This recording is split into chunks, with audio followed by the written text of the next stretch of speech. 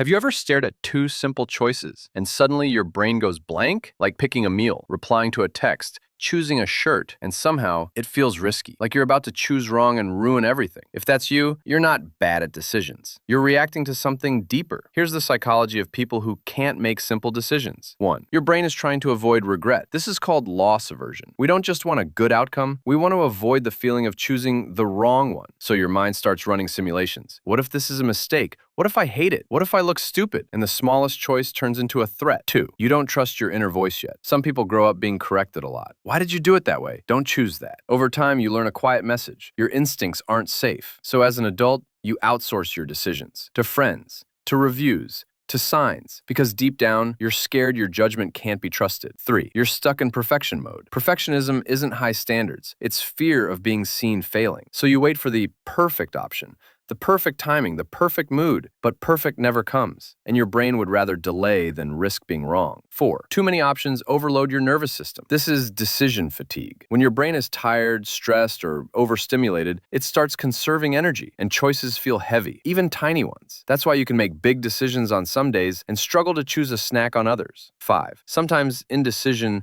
is emotional avoidance, because every decision carries a feeling. If you choose, you might disappoint someone. If you choose, you might commit. If you choose, you might have to face the result. So your mind pauses, not because it can't decide, but because it's protecting you from emotion. Here's the twist. Indecision isn't a lack of intelligence. It's usually a sign of sensitivity, pressure, and a brain trained to fear consequences. So try this. Make smaller decisions faster, on purpose. Build trust with yourself, one choice at a time. And remember, most choices aren't life-changing. They're practice. If this felt a little too accurate, you're not alone. Subscribe to Human Codex for more psychology that makes you go, wait, that's exactly me.